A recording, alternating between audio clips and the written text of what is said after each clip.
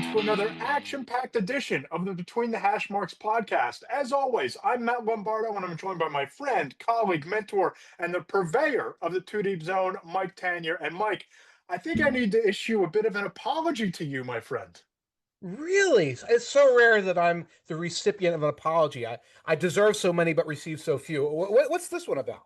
I neglected to wish you a happy anniversary because as I was editing last week's podcast, I was frantically searching through the files on my laptop for the episode that we recorded last Wednesday afternoon. And I realized that it was actually the anniversary of our first Between the Hash Marks podcast. So this is 1 year and 1 week to the day since we launched this podcast, because of course I accidentally loaded up last year's episode 1 into the editing software and realized, wait a minute, I have a few less gray hairs in that video than I have right now. So happy anniversary to you, my friend. Happy 53-week anniversary. I think that's the cardboard anniversary officially. Yeah, or maybe a scented candle. There's So, a so- wood smoked bourbon scented candle over there that I could probably the, light up for the occasion. the football scented candle. That's it. No, scented candles too good. That's got to be like the third wedding anniversary or something like that. We were on the scented candles. 1 year, it's cardboard or paper mache or pipe cleaners or something. For sure. And of course, if we have an action-packed show, there are lots of Yeah. news on the quarterback front going into this week. There's potentially major Micah Parsons news coming down the pike, and we'll get to all that. But if you enjoy the podcast, if you enjoy our work, please subscribe to the Two Deep Zone on Substack, where you can read all of Mike's hijinks, melded around some of the best football analysis you'll ever read. You can subscribe to Between the Hash Marks on Substack to read my insider reporting, features, and those sort of things. And of course, the podcast. Subscribe on Apple Podcasts. Check it out on my YouTube channel at Matt Lombardo 975. And please leave us a 5-star review. Let us know what you like about the podcast, what you don't. And even if you want to rip us a little bit and make fun of us and crack a joke, leave that 5-star and then let us know what you don't like, because it does help grow the show. It helps people find us in the algorithm, and it's a big help to both of us. It's an attention economy. We crave your attention, not just for financial reasons, for personal reasons. Please pay attention to us. But this is exciting. This is quarterback decision week.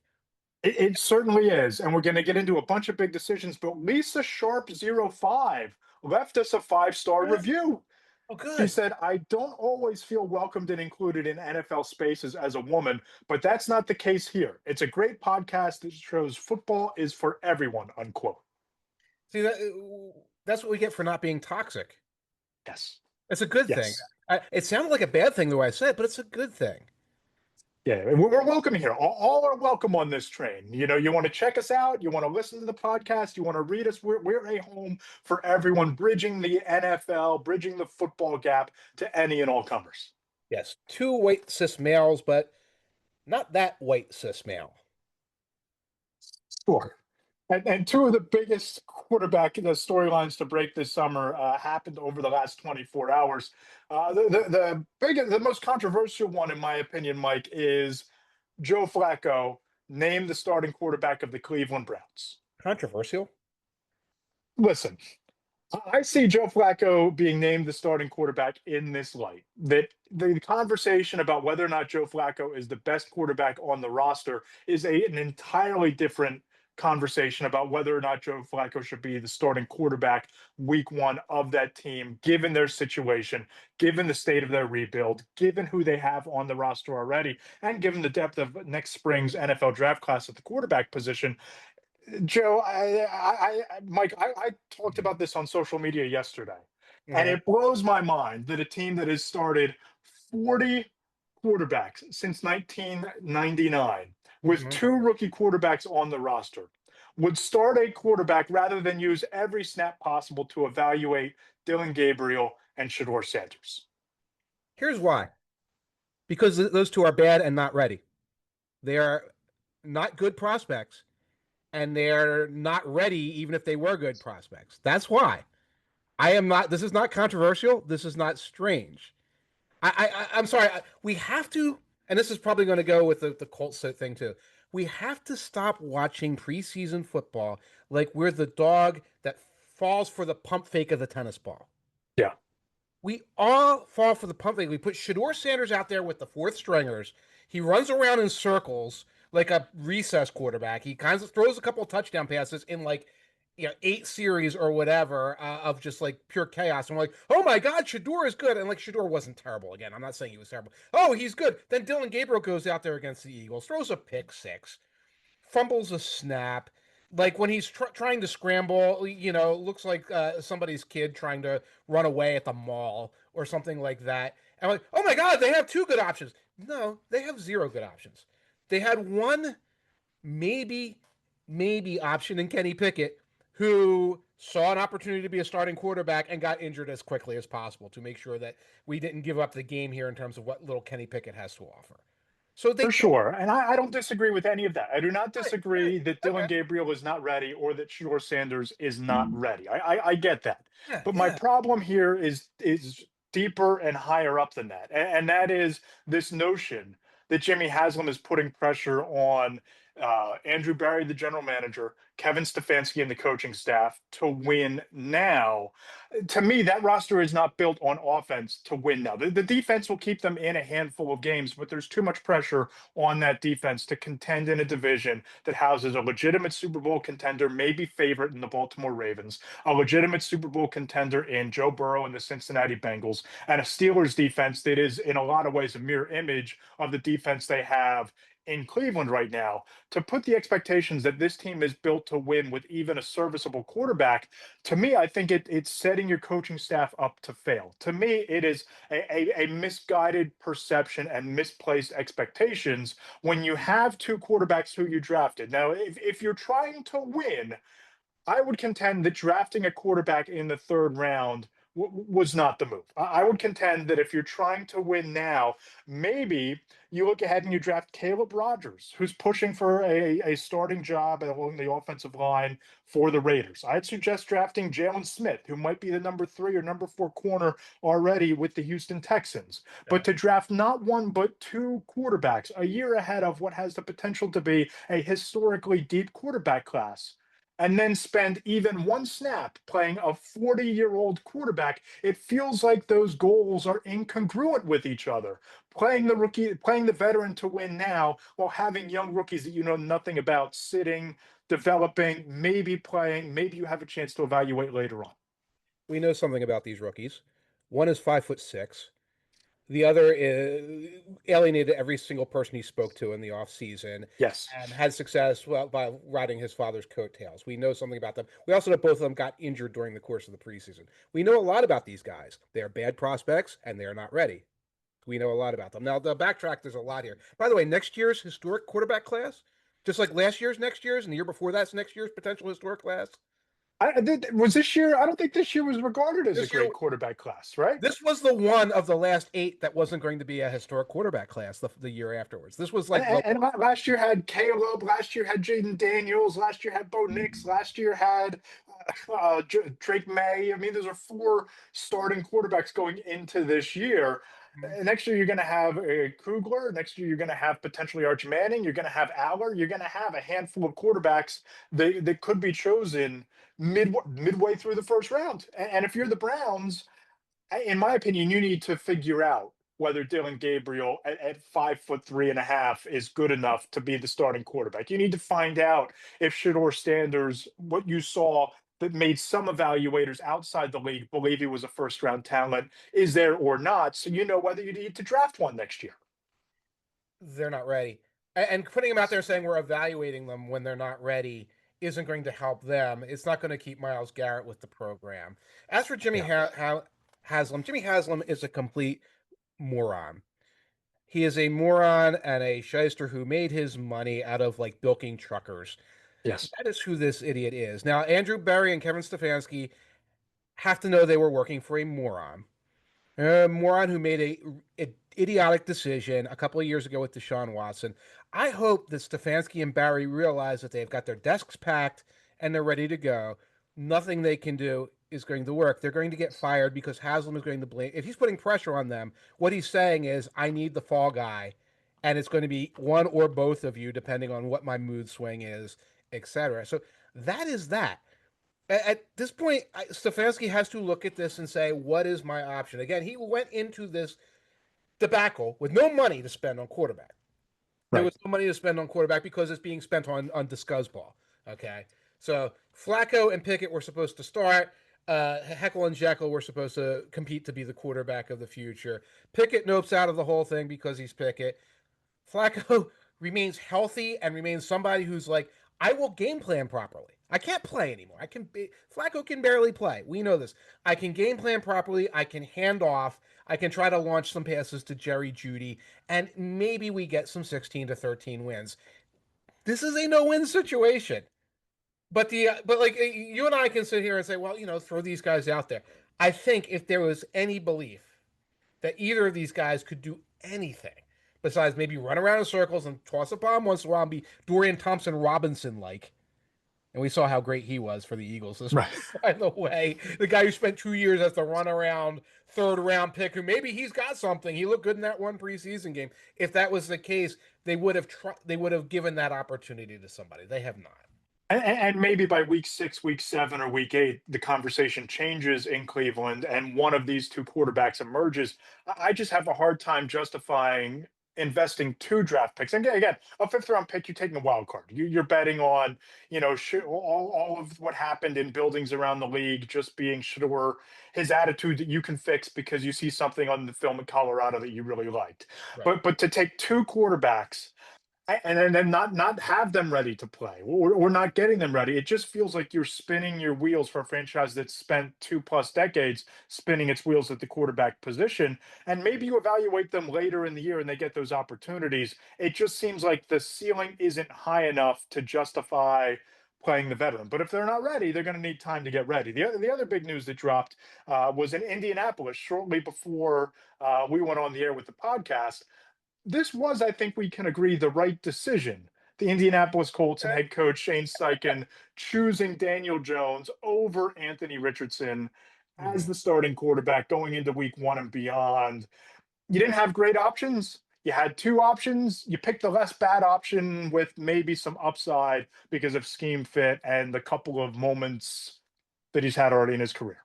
Yeah, and this is the one that seems controversial on the socials today, where I was like, guys, this was never a competition, honestly. They brought in Daniel Jones because they had lost faith in Anthony Richardson last year when he was getting hurt, taking himself out of games, doing all this goofy stuff. And then Anthony Richardson goes out, gets hurt during OTAs, gets hurt in the first preseason game, gets stupid sacked in the first preseason, got doofus sacked in the last preseason game too, etc. Did nothing to like show that he deserves to like, oh no, you were wrong. You didn't need to bring Daniel Jones, and does nothing to do that. And then, oh well, Daniel Jones is a starter, and people are up in arms. Um, you and I, we can, and again for all of these things, like, well, they should throw Dillon Gabriel out and see what happens. Anthony Richardson, he's got all this potential. They should throw him out there and see what happens. You and I will still be working at our little job here for what it's worth next year this time for our second anniversary. Shane Steichen, Kevin Stefanski won't be. Okay? Right. They won't be. They have to try to preserve their jobs. And when you have to try to preserve your jobs, you start making these very conservative decisions. And the very conservative decision is Daniel Jones isn't going to go out there and make a fool out of me and himself and get hurt right away. That's what they're Right, and working. I'd argue that the Anthony Richardson hype train was let out of the barn Mhm. way too early. I don't know that when you look at the numbers so far, of course he got hurt and banged up as a rookie. A lot of that same sort of pocket unawareness that got him into trouble this summer are the reason why he got hurt, and some of the taking some big hits on the run, not protecting himself. But a 50.6 completion percentage, 2,391 passing yards, 11 touchdowns, 13 interceptions. We could talk all we want about the ability to make some highlight level plays here and there on the run, and his escapability and those sort of things. But you talk to people inside the league, he really soured the relationship with Steichen and the coaching staff with what happened last year with the injury. And that when you look at Daniel Jones, there's a belief among some evaluators that he could be this year's Sam Darnold, which I personally I think is a No, stretch. Right. But I think that if you're Shane Steichen and you're that coaching staff and you see Michael Pittman and you see Jonathan Taylor and you see a decent offensive line and you can kind of look at Daniel Jones as the facilitator, the point guard, the guy who's going to win from the pocket, escape when he has to, decent scheme fit, I can understand that decision uh, rather easily, rather than betting your livelihood, your job, and your career on the unicorn that is Anthony Richardson as Michael Vick slash Randall Cunningham slash Cordell Stewart. Right. I mean, don't forget Richardson was part of that historic class with C.J. Stroud and Bryce Young. Yes, yeah. Yeah, yeah. But Richardson, like, we talk about this stuff, and I said, well, you got to appease Myles Garrett or whatever. Like last year, I was watching Richardson trying to do an evaluation. This was when he was battling Flacco and he was in and out of the lineup and completing like 43% of his passes and having his one or two bombs per week on game break. So you'd look at that and say, man, maybe there's something here. I would watch Michael Pittman run the crossing routes, kind of like the drag route, just right over the middle of the field, and a lot of times that's open for like the 5 yard, 6 yard, 7 yard gain. Never got thrown. Never got thrown. Richardson didn't have like the comfort, the chipset, whatever, to say maybe I should check down. When Michael Pittman, I would watch Michael Pittman run out. By late in the second quarter, he's like run, jog, jog, jog. I don't, this ball's never coming to me. Like you could see the body language of these guys when you see you're losing the receivers. Like Yes. you're losing the faith of these receivers. It's like you've got to make that move. Now, I don't know what goes on in camp day to day. If Richardson's throwing hero ball once in a while, and then these receivers are saying, I was open in the middle of the field. The ball's not coming to me. When it came to me, it was high and outside, whatever. If you're losing those guys, just like losing the coaching staff, they're going to want Daniel Jones throwing little hitches, right? And that mentality is very real. I spoke to Darius Slayton about this during my training camp tour, kicking it off with the Giants late last month. That one of the things that's so different in New York this summer, and listen, he's been there for the end of Eli Manning. He was there for Daniel Jones. He was there for the three-ring circus, from November onward last year. Yeah. He's caught passes from Tommy DeVito. He said one of the biggest differences is this year compared to in years past, there are four quarterbacks in the building that they're going to get you the ball, because in Right. games and in practice, there are times when you're running your routes and you know that the quarterback isn't going to get it to you. And Right. you start to question your effort. You start to give less effort. Whereas when you have a guy back there who you know is going to make the throw, put it on a spot, hit you on a dime, hit you in stride, you're Right. giving 100% every rep. And if that's what's happening with Anthony Richardson in Indianapolis, and Daniel Jones is even moderately better than that on quick outs, it's Right. a no-brainer because you're trying to win with Michael Pittman, with Tyler Warren, with a Right. running game, and a quarterback who limits mistakes. I don't know that Daniel Jones is going to limit mistakes and turnovers, but Mhm. we'll see. Right. And that is one of the things. It's like, does he really limit mistakes and turnovers? And in most cases, I would say no. But like compared to this guy who's just launching the ball into the sun and taking sacks, maybe yes. This is kind of like you said, it's the least bad decision. And it was a decision I think that was made in March. I think it was made when Daniel Jones became available and they brought him in. It was like this is like a 95% chance done deal, etc. I don't think Steichen and Ballard are here in January under any circumstances because there's no right answer there. I think Chris Ballard excels at building teams that hover around 500. I, I think I don't think that he's able to identify a quarterback. I don't think that he's able to build around said quarterback a roster that's capable of being complete enough to make the postseason. And mhm, like we're talking about that in a team that plays in the AFC South, a team where your top competition is the Houston Texans, which are playing their way into the conversation based on what they've built, and the Jaguars who can't get out of their own way. And it just seems like if you can't win in that division, mhm. what are we even doing? And the man who was impressed by Ballard is now jamming with Jerry Garcia and George Harrison in heaven. Yeah. Rest in peace. That routine isn't going to fly, I don't think, with Carly Ursay. No, and another routine that's not flying elsewhere in the NFL is I will just call it what it is, the shenanigans from Dallas Cowboys owner Jerry Jones in the contract negotiations with Micah Parsons. And ESPN's Adam Schefter reported on the Unsportsmanlike podcast, he believes that these two are, quote, heading for a divorce. You and I Mhm. have kind of talked about this the last couple of weeks. And on one school of thought, we're thinking, okay, these are just, bad optics. These are just contentious negotiations. Micah Parsons and David Muguleta will get in a room with Jerry Jones. Stephen Jones will pick up the phone. And, by September 1, there'll be a deal and he'll be on the charter flight to Philadelphia. The other hand is Michael Parsons seems done with the Dallas Cowboys, wants out, seems deeply insulted by how Jones has conducted these negotiations. And here we are, Mike, August 19th, week 3 of the preseason in full swing. And it seems like these negotiations have reached a new low between Parsons and the Cowboys. Yeah, I was reading RJ Ochoa, who's kind of pretty tuned in with the Cowboys. And he's like, it's not time to go for the fire extinguisher yet, but it might be time to lift the glass so you can pull it out more easily.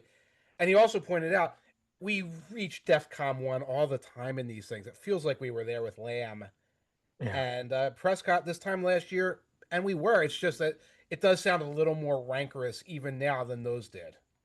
Right, and it feels like Micah Parsons is the wrong guy for them to be playing these games with. I think that there was an inevitability to them getting Dak Prescott done, right? I think that there was an inevitability to CD Lamb getting back because they need weapons, they need wide receivers.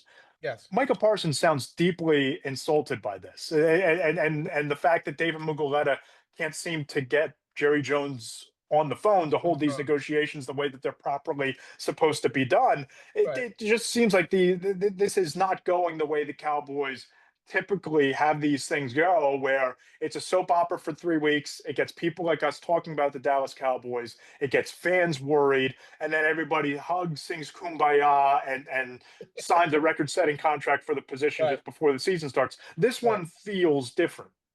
I guess one of the problems I still have with it though is okay, on the Bengals front, that they said we're listening to trade offers for Hendrickson. Like there is this sense that like there is a way that this could end. It's goofy because they seem to want Trey Hendrickson back in the trade plus draft picks plus money.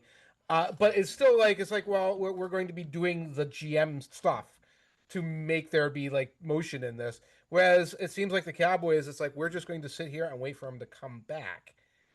And again, like he's under contract, so he sort of has to. But like, are we sure? Are we sure? And is it going to be week 1, week 2, week 3? How long will this drag on? Because I can't turn around and say, well, obviously there'll be a trade and 3 first-round picks. Because again, who executes this trade? Jerry doesn't want to do anything. Right, Who makes right. the who makes the trade happen? Maybe it's Stephen Jones, but I'll put this to you. It's a question that popped in my head. Would this be the biggest NFL fumble of all time? To take a player who you drafted, who you developed, who you changed positions back to his natural position at edge rusher, becomes an all pro, becomes a defensive player of the year finalist, 52 and a half sacks through his first 3 seasons, 4 seasons rather. Would this be the ultimate fumble on the Dallas Cowboys part to be forced to move on from Micah Parsons rather than paying for him? It's tricky. I'd have to really go back, but it does remind me of the year Emmett Smith held out for the first 2 weeks of the season. And this was after they won 2 Super Bowls. They won 2 Super Bowls. Emmett Smith held out. They put his backup out there, and you could kind of tell we were in Jerry brain at this point. I think Barry Switzer was running the team because the backup got like 27 carries a game. Like they Yeah. literally did not like pretend that they were running a normal offense. Like we'll show you we don't need Emmett, and they lost both games. And then next thing you know, here there came the chartered flight with the bag of money in the back of it for Emmett. So it depends. It's not a fumble if you wind up getting like 3 first-round picks or something like that, or if he shows up week 2. This whole era, though, this whole era is a fumble. So Totally. The last 2 decades, 3 decades of yeah, Dallas Cowboys football has been a fumble on Jerry Jones's part. right. It's been fumble after fumble. It's like look at this team we put together where we have DeMarcus Ware and Jason Witten and Tony Romo and these guys. It's like you can't win a playoff game. Oh, look at this team now we put together with Dak Prescott and CD Lamb and Micah and Diggs and some of these other ancillary guys, and you can't reach the play or you can't win a playoff game. When do you stop doing suboptimal things? By the way, have you watched Joe Milton? A couple snaps here and there, a couple snaps here and there, but it's It's it's interesting. very interesting. It's interesting. Very interesting. It's interesting. It's interesting. The interception he threw, where it was before halftime. I was just looking at it against the Ravens, where he's trying to throw to Jonathan Mingo, and of course Mingo can't really run, but he does have a step on the defender. He has a step on the defender because the defender's a fourth stringer, and also is playing sort of an outside trail technique because the high safety is standing in the end zone waiting for any ball to that side of the field. Well, Milton launches the ball over Mingo's head, and this undrafted free agent safety lands on it. And I'm like Milton and Mingo, these are guys the Cowboys traded for. Yeah. Yeah. Right. And they might be forced to make another trade depending on how these Micah Parsons things ultimately play out. And before we went on, I texted an AFC front office executive Uh-huh. and I said, listen, I know the obvious answer here is that Micah Parsons is a fit for 31 teams. Yes. If you were making the move, which teams make the most sense here? Actually makes sense to pull this off. He said, quote, Miami, Kansas City, the Patriots, even though they shouldn't, the Ravens, the Bengals could swap edge rush problems, the Texans, even though they're strong on defense, strong in the front seven, the Broncos and Bears, the Bears could give back Booker, the Lions, the Packers, the Vikings, they could give back Dallas Turner in the deal, Tampa Bay, those are all competitors for championships, and they would surely give up at least 2 first-round picks and more. That's a long list. So a lot of teams. And there's some banana pants choices on there. I'm not going to question your source there. But when Hendrickson, when they said the teams that were interested in Hendrickson, you know what I found fascinating? Now I think we were getting like a very jaundiced list of teams, but it was like the Colts and the Panthers. Uh, Right. right. But, Like, but, but, but why? why? Like But why? why? I could picture the Colts. It's like, well, if we bring in Trey Hendrickson, we won't have to worry about a quarterback. Like, yes, you will. Yes, you will. You will now you'll be like the Giants last year. That's what you're going to be. Daniel Jones in a good pass rush. Congratulations, Chris Ballard. Go clean your desk out. But like, it's weird that you don't see the Lions, for example, going all in at this point Yeah. and just making the phone calls. They seem to have like this culture thing that they're very locked in on, and I kind of get that with Campbell or the Commanders who still have some cap space to burn out in the back end. And like, what the heck? We traded a bunch of draft picks this year. Why don't we trade a couple draft picks next year, excuse me, to bring in one of these guys? I don't know though if you look through that list over and over, who's really going to part with 2 first-round picks, who has the cap space and who I saw the Texans in there. It's like I think they're pretty good in the pass rush department. I don't think they need another dude. No, I agree. And the Yeah, Packers are a fit that I just keep coming back to, even though I don't think that the Cowboys would trade Micah Parsons within the NFC. But if right. you trade 2 first-round picks from Green Bay, you Yeah, toss in Lucas Van Ness, a former first-round pick who could probably benefit from a change of scenery, who you might just be done with anyway, and Romeo Doubs. You have $31.2 million in cap space this year. Now I get it. If your philosophy is building through the draft and a young and ascending team around Jordan Love that's yeah. going to ascend at the same time, and eventually some year off into the future, everyone is going to reach their potential all at once, and you're going to But win the Super Bowl and compete for multiple Super Bowls during everybody's prime. That's why you wouldn't make the move. But you've already built a really young core around that quarterback. You've already have a lot of homegrown talent that obviously seems to be missing a dominant pass rush. You have a potential logjam at wide receiver. I know we've talked about the Packers fit with Micah Parsons before on this show, Mike, but it just seems like of the teams out there, and certainly the ones listed outside of Detroit, the Packers are the closest to winning it all. They have mhm. the quarterback problem firmly solved well into the future, and they have the cap space. They don't have the cap space moving forward, though. That's one of the things I'm looking at. They're only showing 2 million in cap space for next year because they've got a lot of loaded contracts like McKinney's contract, Love's contract. They can obviously mess with that, Rashawn Carey, etc. I'm not saying that's an impediment that they can't overcome, but it's one of the little points of confusion along the way. And we are kind of hitting the sort of yin yang here of the trade that gets you fired versus the sort of can kicking type of thing and say, well, if we keep kind of playing this out and saying, well, we're developing a talent, we're making measured free agent moves, you're less likely to wind up making the move that puts a big bullseye on you to get fired. And I think that's what you get with a lot of these teams. Plus, again, you pick up the phone and you call the Cowboys, does it just ring? They might because they don't seem all that interested in actually moving on. And they know that they have a year left on the contract. They know that they can slap the franchise tag on him 2 years in a row. They know that for all intents and purposes, they control Micah Parsons through the next 3 seasons. And eventually, no matter how hurt the feelings are, Micah Right. Parsons is going to have to come in and get paid or face significant fines moving forward from here. Right. That's it. That there is like no good escape latch for him except to try to stick to his guns as best as possible and hold this season hostage. But when you're the Cowboys, you're like, oh, go ahead, hold the season hostage. We seem to not care about that anymore. We don't seem to care about team culture or the idea that maybe this is the window or that the window is closing or that Brian Schottenheimer needs to get his regime off to a good start or that we need to have vibes be somewhat okay here because that's one of the things that works in the background. They stop caring about that. So then Parsons is literally just like, well, I guess I better show up. And like, who knows, maybe the little soft tissue injury that gets me that has them say, well, we're just not going to franchise you next year. But like, I don't even know what that looks like. Right. Like you would have Right. to like so obviously pull a ouch my knee type of thing that like all of us would be like, no, no, we know what you're doing.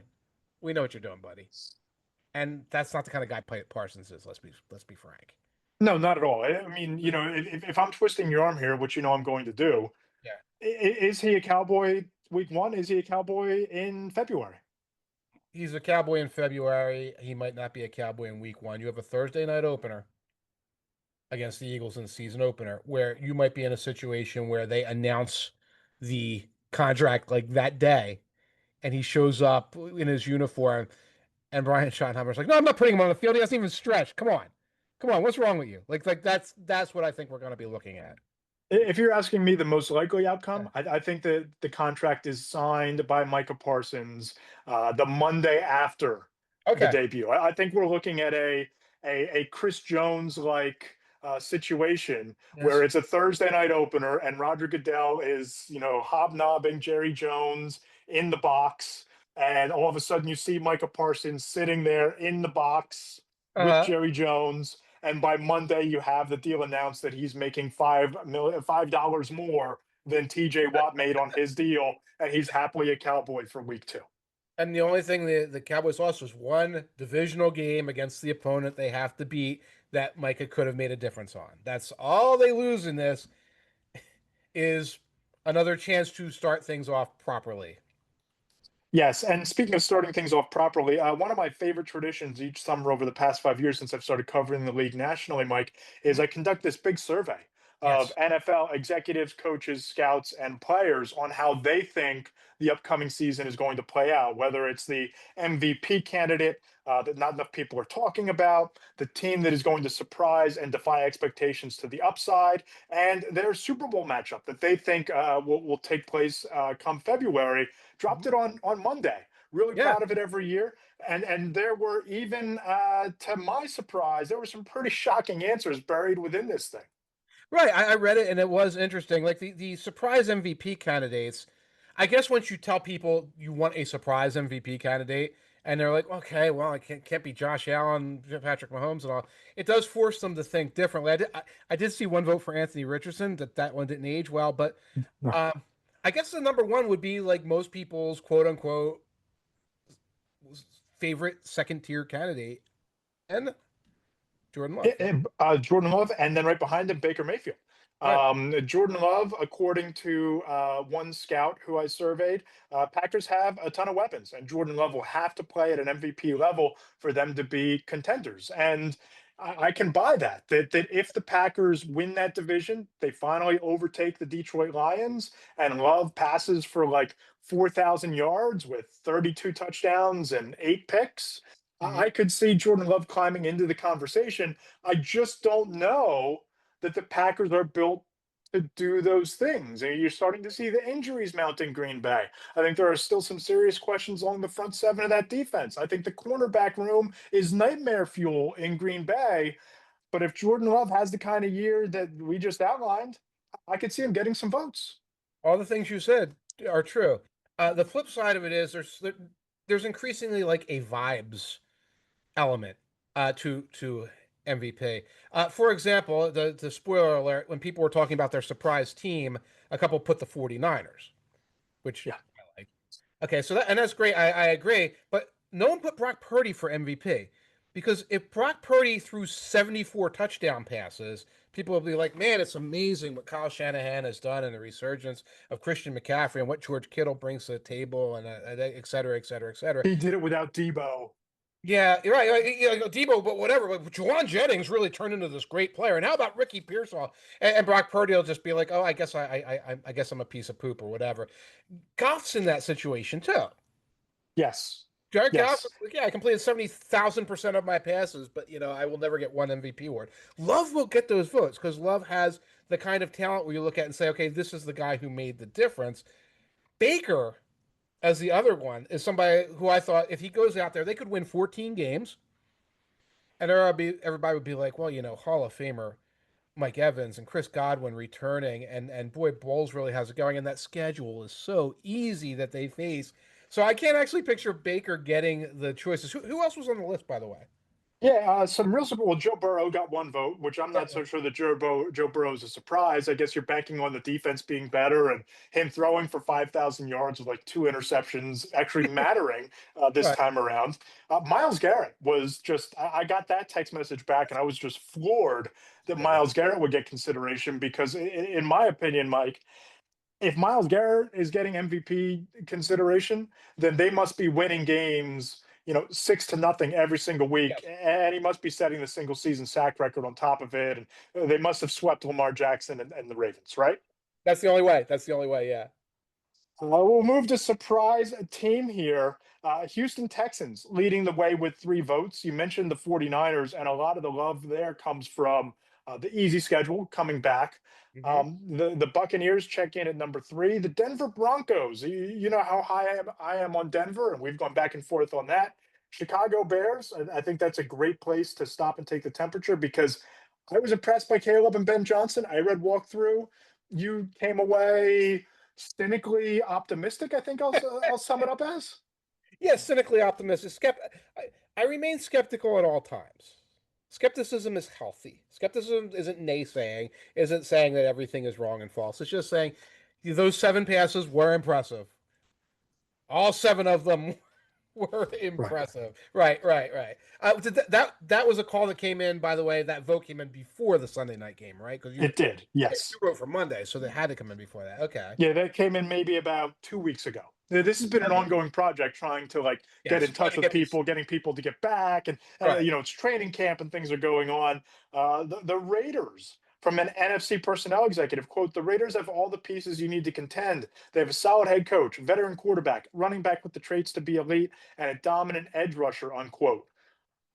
Yeah. They All right. do, but I'm not as high on Geno Smith as this executive is, Right. and they still play in a division with Patrick Mahomes and Justin Herbert, who you and I disagree with a little bit, in the surging Denver Broncos defense.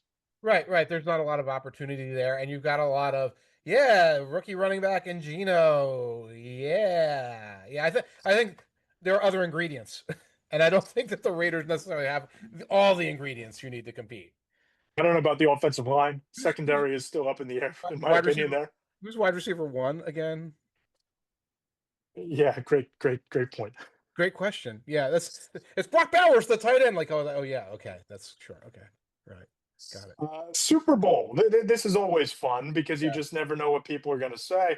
The most popular answer, 5 votes out of the 14 panelists: Ravens and Eagles. An NFL defensive player told me, quote, "The Eagles have the tools to repeat, especially if the defense gels quickly. The Ravens also loaded up this offseason. I think they're built to make a run," unquote. So with 5 votes, the Ravens and Eagles atop this list.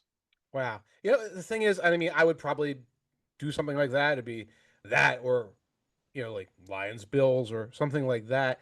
It's hard to come up with one that doesn't involve some combination of the same teams. Teams. It's hard. Yeah. Anyway, I saw Packers. You had a couple of people put Packers in there.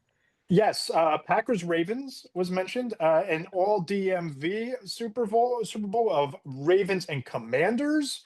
Found that one interesting. Bills get some love. The Bills and Bucks was a big surprise.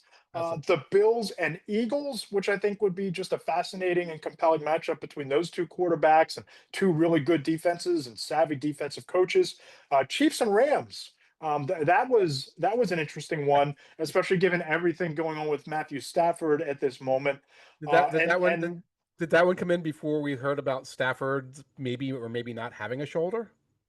yeah, that was a little bit before the shoulder uncertainty came into play. Before the van, before we knew about the van. And this one, take it for what you will. Bills and Giants. Giants. Yes. I don't want to like necessarily out your sources. I No, think Lawrence is one of the candidates for. No, it was Trevor Lawrence. I'm like, yeah.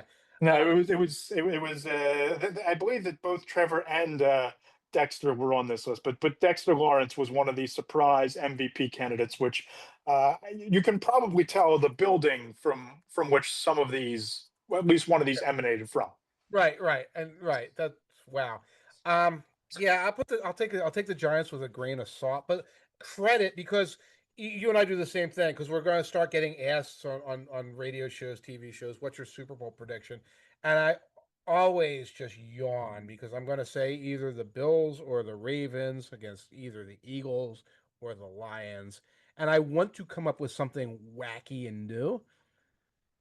But I mean, you're high enough on the Packers, but you couldn't go there straight face and be like Packers Broncos. That's it. Could you? No, no. Especially not what I saw in Baltimore the day that I was at training camp. I would not be. I mean, I'm very high on Denver. I think Denver makes a run. I think Denver, ruins some people's days in a lot of ways that the Commanders did last year. I just don't know if anybody's getting by Baltimore this year. But we're good. I'm going to make you make that prediction. This is the belated anniversary gift to you with sarcasm, laden throughout it. I'm going to make you make that prediction in a couple weeks. It's either going to be next week or the following when we make our bold predictions, our reasonable predictions for this season. So Yeah, lump me in with all of the radio hits that you do where you have to come up I, with something for I'm air. gonna. I'm actually going to craft. I'm actually going to put on an index card next to my computer here. My wacky prediction, so I'm the same and consistent on it all the way through, and it'll be something I can at least like justify to myself. By the way, I think I'd have to look it up. Me and Jared Bailey, we took the Raiders. I think plus 8.5. No, we took them plus 9.5. So 10 wins, but at plus 420. Okay. And Okay. the thing is, I'm not that high on the Raiders, but it was like right, so 10-7, where it's like okay, they have this big season and they wind up like the last wild card or just on their way out. And the reason why we ended up taking it at the end is they faced the Chiefs week 18. Oh, there you go. And you There you could go. So they could be playing the practice squad's practice squad. Gardner Minshew's backup, O'Donnell or whatever the third string quarterback is, and they could be fighting for like the wild card and just go like and like get that extra win. And I want to be there on 4-1, on 4-1 odds on like a sicko, like a 1 o'clock start on January 8th or whatever it is, like a lunatic rooting for this. So Well, you know what we need to do? yes, We need to get you into the building. If it comes down to it, if it comes down to week 18 take me to and Vegas. you need this to hit the over, Is it?